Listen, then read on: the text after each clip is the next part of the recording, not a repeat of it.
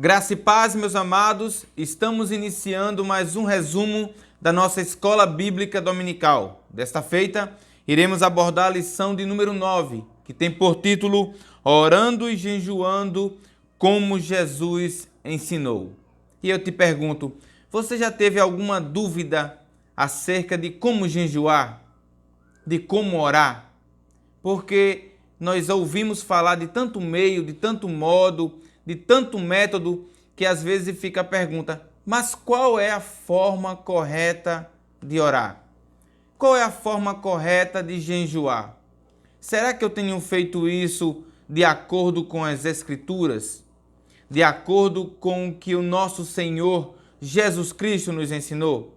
Eu sei que isso é uma dúvida de muitas pessoas. E eu quero aqui, nesses minutos que me resta aqui, 25 a 30 minutos, tentar trazer para você de forma clara e objetiva acerca do jejum e acerca da oração à luz da Bíblia Sagrada. É claro, através dos ensinamentos do nosso Senhor Jesus Cristo. Então, se você tem essa dúvida, ou já teve, ou se ainda persiste, eu te convido a ficar comigo, porque em instantes iremos estudar acerca desse tema na nossa lição de número 9 da Escola Bíblica de Adulto da CPAD. Vem comigo!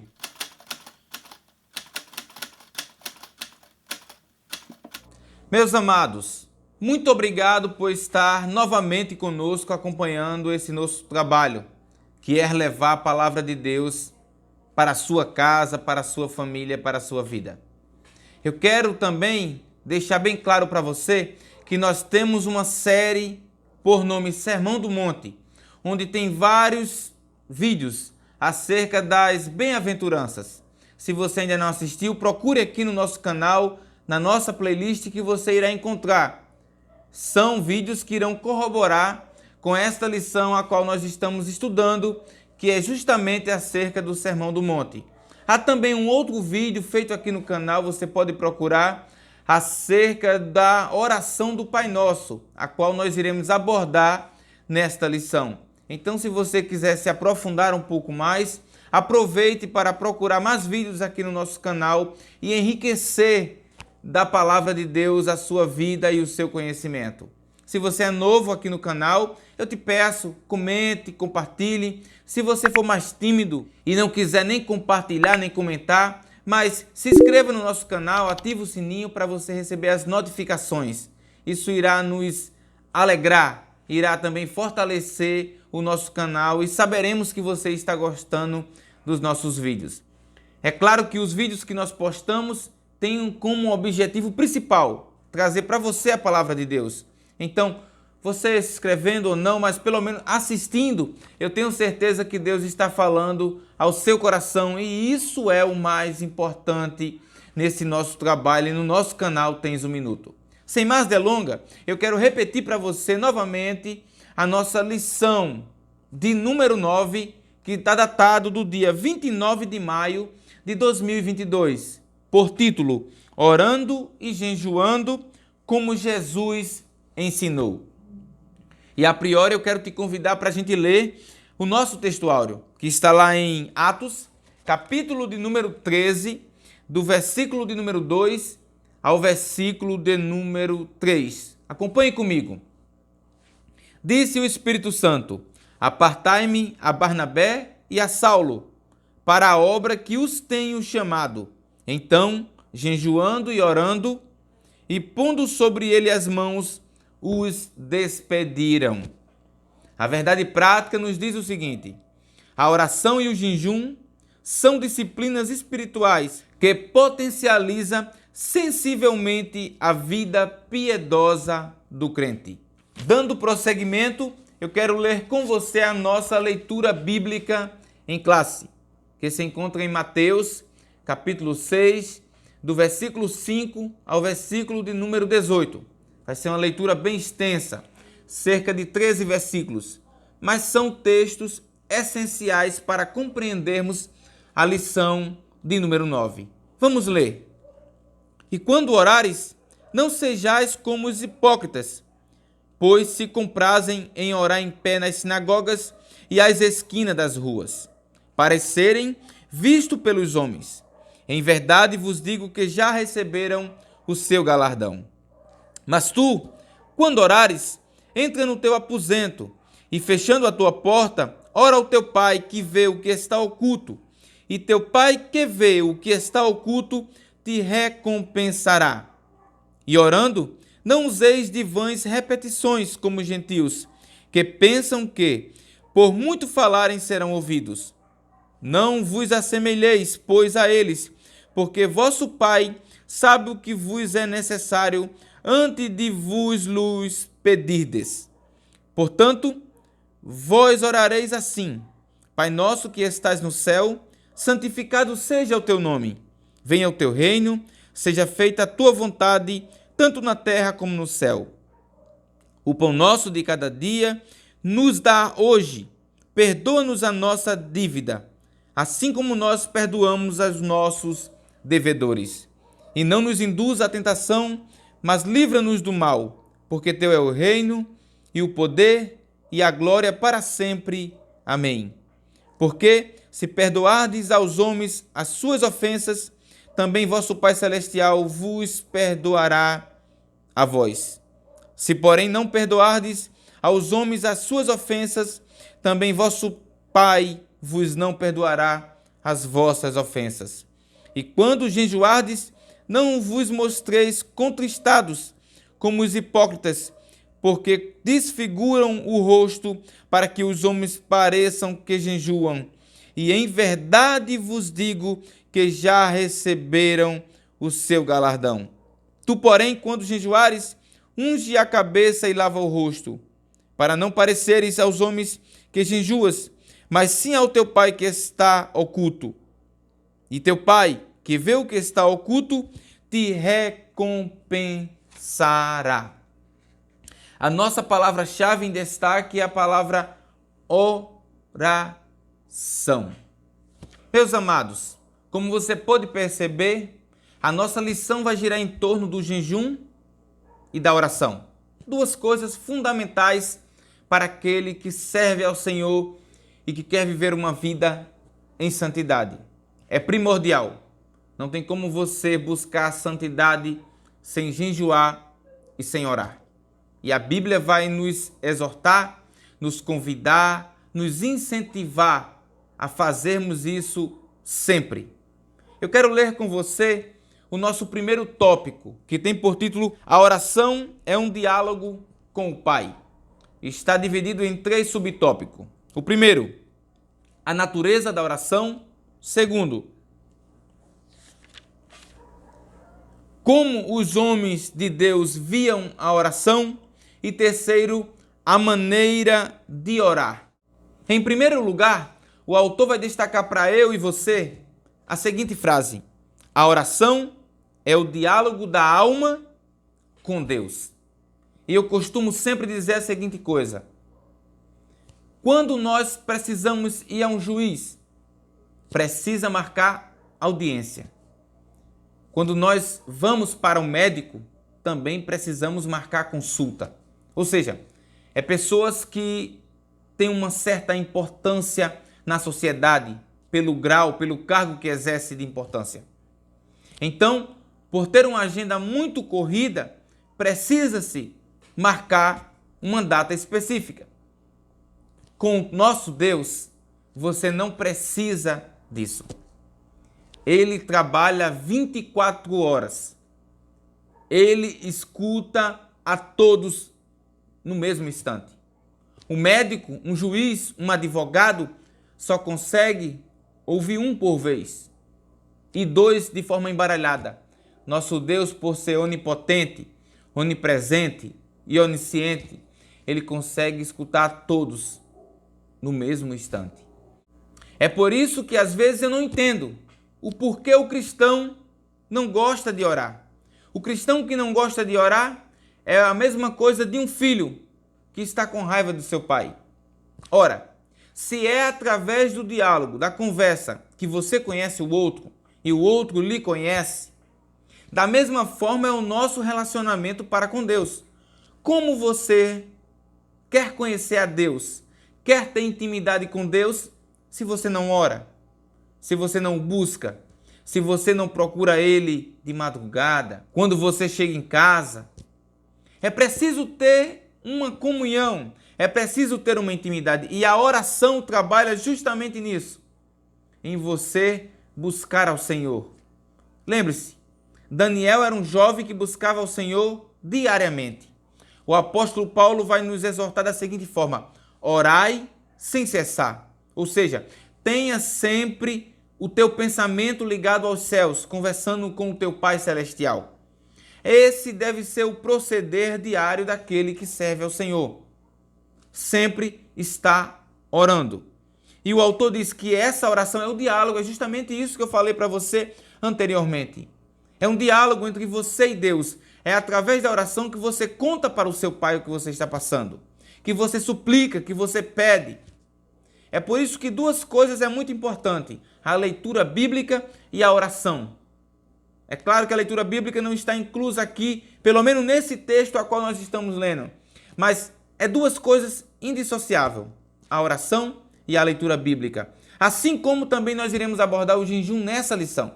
Então, você que é servo do Senhor, tanto aquele que aceitou Jesus ontem, quanto aquele que já faz 20, 30 anos, você precisa orar, você precisa buscar, você precisa se quebrantar diante do Senhor. E o autor diz, olha, essa oração, ela tem diversas formas. Ela pode ser apresentada como uma confissão, como uma comunhão, como ações de graça. E aí eu posso citar para você ações de graça como Miriam, como Débora, duas mulheres que fazem a oração como uma ação de graça. Você lembra de Ana? Ana também agradece a Deus pelo seu filho, por Deus ter dado Samuel a ela. Então veja que coisa interessante. A mulher que balbuciava, chorando, suplicando a Deus por um filho, é uma mulher que agora vai fazer uma oração, mas uma oração agora de ações de graça, agradecendo a Deus por Ele ter dado aquele presente que é o Samuel. É por isso que Jesus no Novo Testamento vai dizer, olha, peça e não pare de pedir. Seja constante, seja firme, continue a bater. Por quê? A persistência em buscar, em pedir, e não estamos falando de vãs repetições aqui, mas sim de uma oração sincera, objetiva e clara. Quando é feita de coração e dentro do propósito que Deus estabeleceu para nós, o Senhor nos atende. Um exemplo disso é o que eu citei, a Ana. O autor da revista ainda vai citar o seguinte: como os homens de Deus viam a oração. E eu destaco para você Esdras, um profeta de Deus, um homem que Deus usou poderosamente pós-exílio. E ele vai dizer o seguinte, o autor da revista, que Esdras via a oração como o recurso mais poderoso do que os exércitos do rei Artaxerxes. Você pode conferir isso em Esdras, capítulo 8, do versículo 21 ao versículo de número 23. Então, quando você for pensar acerca da oração, tenha algo em mente. A oração é o meu elo de comunhão com o meu Pai que está no céu. E eu preciso fazer isso constante. Que isso seja uma prática diária. Não uma prática apenas quando eu estou na igreja, quando eu vou para um culto. Não. Mas todos os dias. E a maneira de orar? Como deve ser essa maneira de orar? Lembre-se, a maneira de orar é uma maneira pela qual você deva exaltar, glorificar o nome do Senhor. E Jesus vai ensinar acerca disso. E ele vai falar alguns pontos importantes que o autor da revista ressalta para você e para mim. Destaco para você. O primeiro, a quem a oração deve ser dirigida? Ao nosso Deus, é claro. Qual a postura do corpo? E aqui na Bíblia não diz que você deve apenas de joelho, não. Você deve fazer de joelhos se você puder. Mas um exemplo, se você estiver no trabalho, não tem como você se ajoelhar para orar.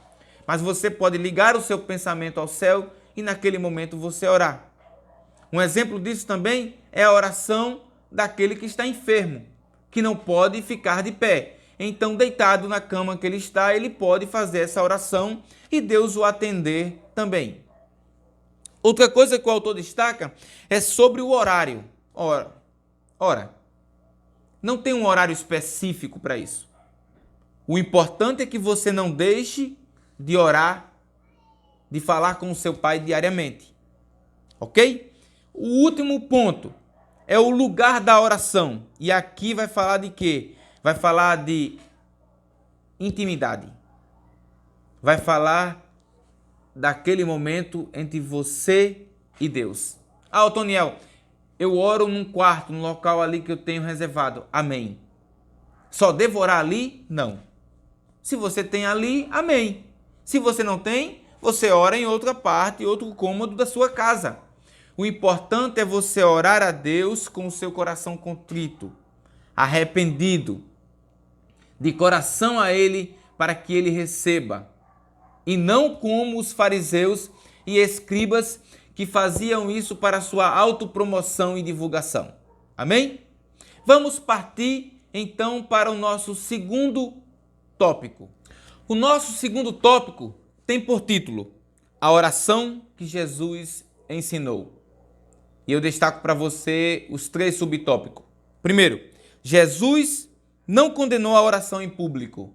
Segundo, Jesus quer que sejamos discretos. E terceiro, não useis de vãs repetições nas orações. Deixa eu falar uma coisa para você. A primeira parte que Jesus aqui condena, como eu falei anteriormente, é a autopromoção. Quando Jesus fala que você deve entrar no seu quarto para você orar, Jesus não está proibindo de você orar em público.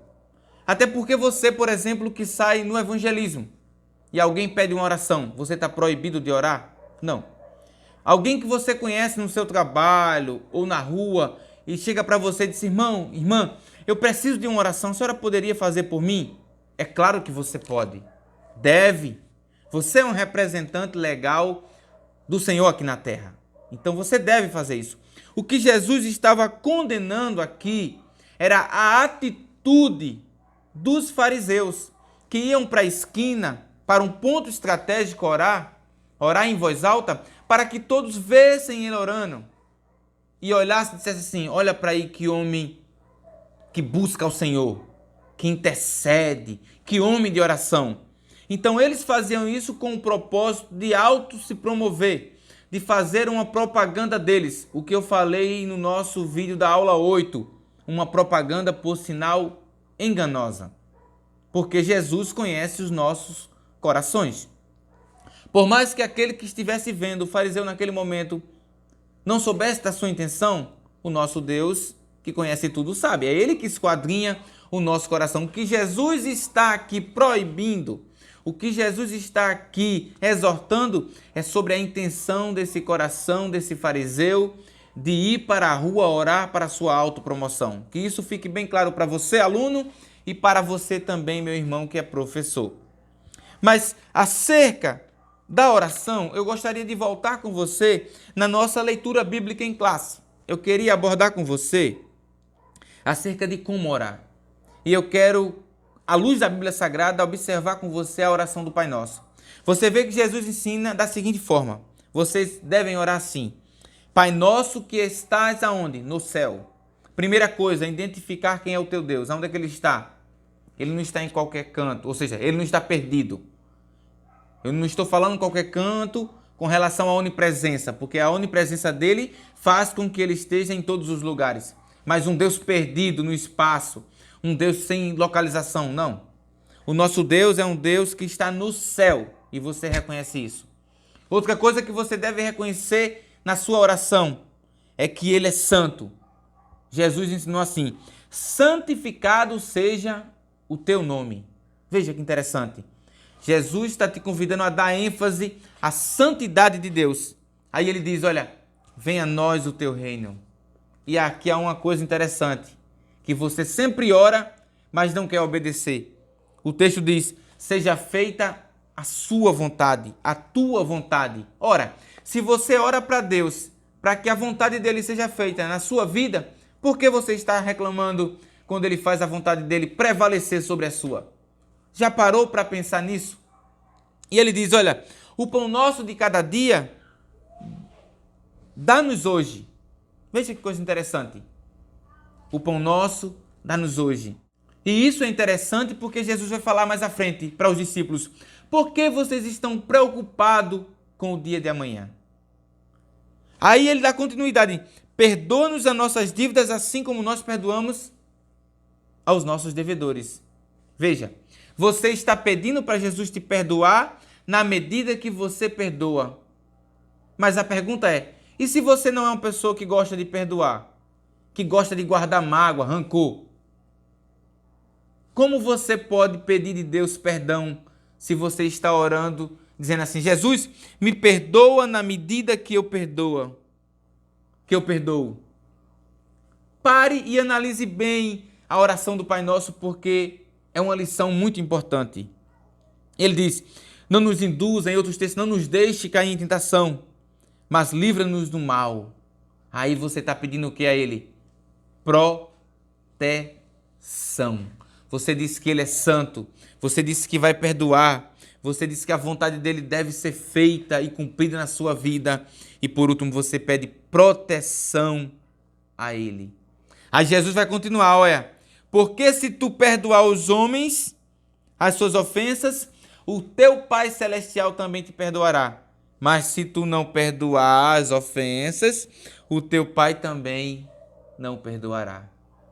Que você possa aprender muito com essa oração do Pai Nosso. Se você ainda não tinha prestado atenção nesses detalhes, que você possa, a partir desse momento, estar atento, porque essa oração é uma oração bem objetiva e uma oração que você declara a dependência de Deus totalmente, assim como a obediência a Ele.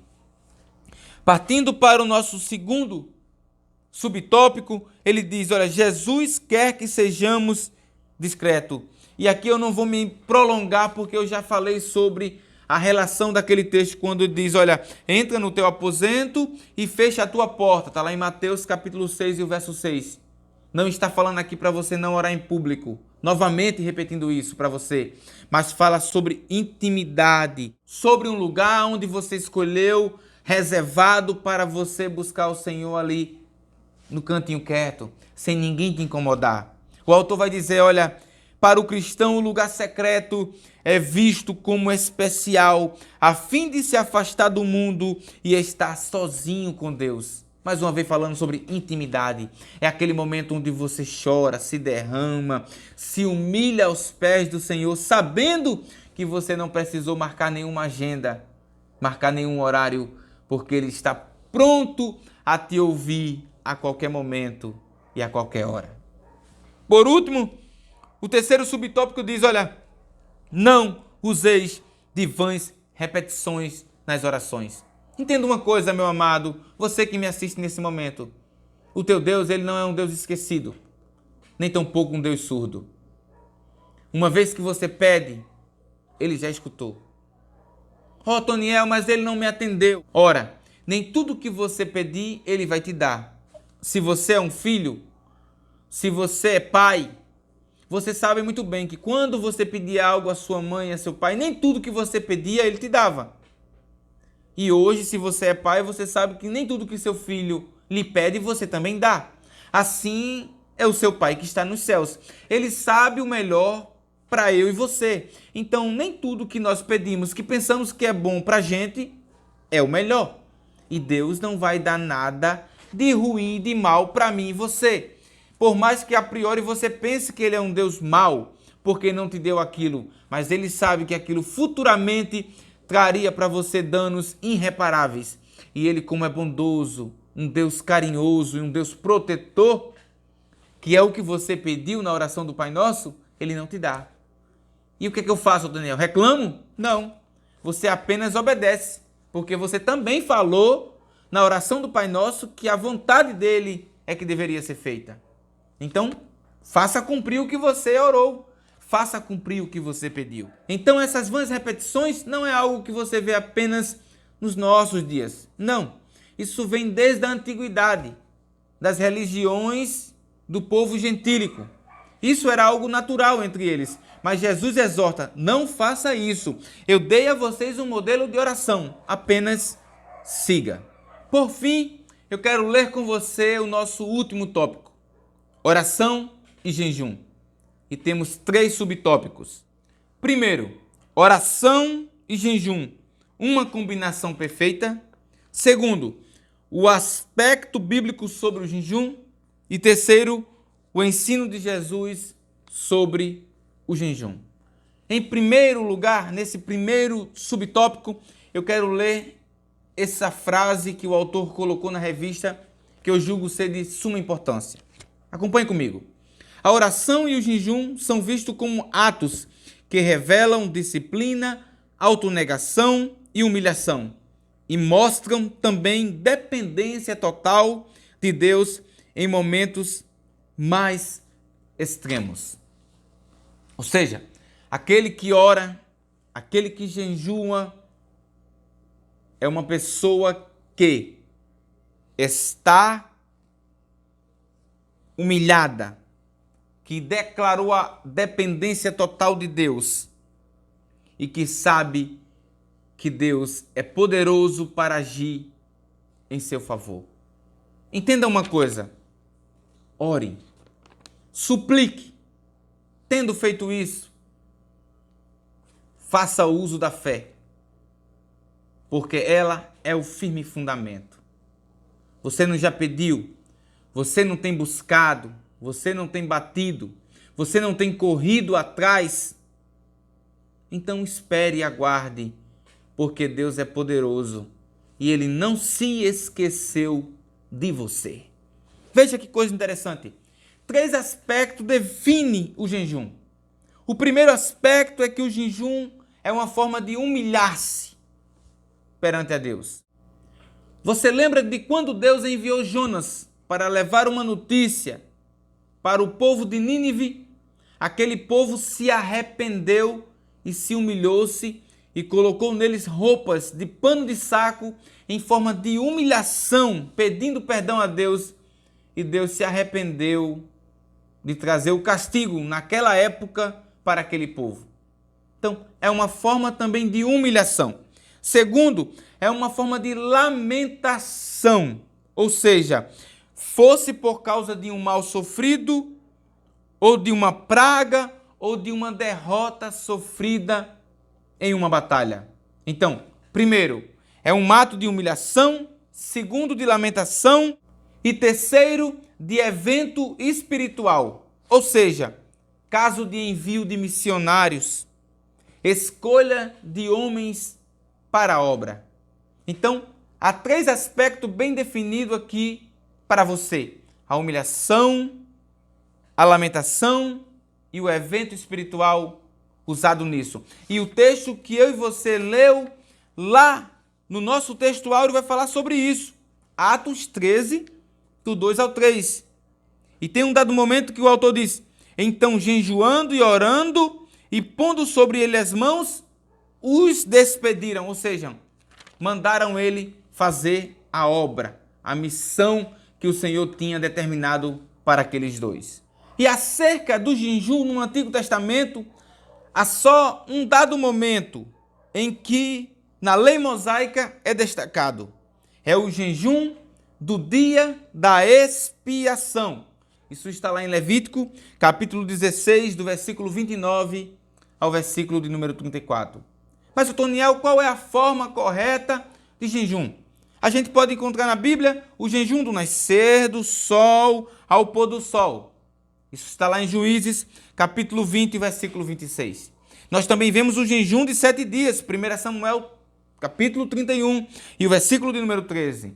Temos também o jejum de 3 semanas, Daniel, capítulo 10, e o verso 3. E temos também o de 40 dias, Êxodo 34, do versículo 2 e o versículo 28, e também 1 Reis, capítulo 19, e o versículo 8. São referências de jejum de 40 dias. E temos mais também, mas não vamos aqui destacar para não nos prolongarmos. Então entenda uma coisa. Qual é o modelo principal, Otoniel? O modelo principal é aquele quando você se consagra, não como o fariseu fazia, deixando o rosto sujo, ficando com aquela aparência de que ele está se consagrando. Não. Jesus te disse, lava teu rosto, te organiza, tu tá de jejum. Não tá doente, não tá em uma cama não. Não tenta parecer que tu estás jejuando não. Tu estás fazendo isso é para mim, não para a tua promoção. Então, esse é o jejum correto. Se você pode jejuar o dia inteiro, jejua o dia inteiro. Se você pode jejuar metade do dia, jejue metade do dia. Se você por acaso é uma pessoa enferma que toma medicamentos e não pode jejuar até a metade do dia, Otoniel, eu jejuei apenas 1 hora. Será que o Senhor recebe? Recebe, meu amado. Recebe, minha amada. É como eu te falei, a intenção do teu coração. Qual o propósito teu na hora de você jejuar? É isso que conta diante do Senhor. Não a quantidade de horas que você deixou para jejuar. Já imaginou se você passou o dia jejuando e da mesma forma que você passou o dia jejuando por inteiro, você passou o dia se autopromovendo? O Senhor não vai receber. Porque o que o Senhor quer é que você seja discreto naquilo que você está fazendo. Para que não você seja glorificado, mas o nome de Deus seja glorificado através da sua vida.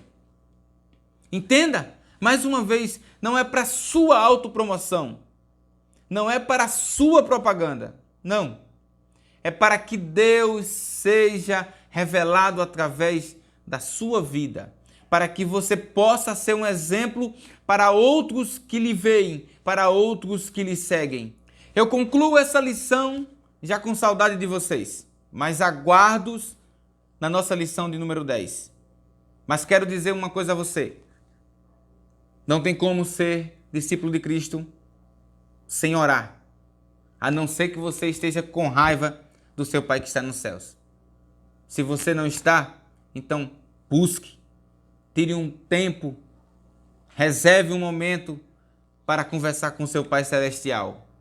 Se você tem tempo, pode, jejue também, porque isso faz bem para você.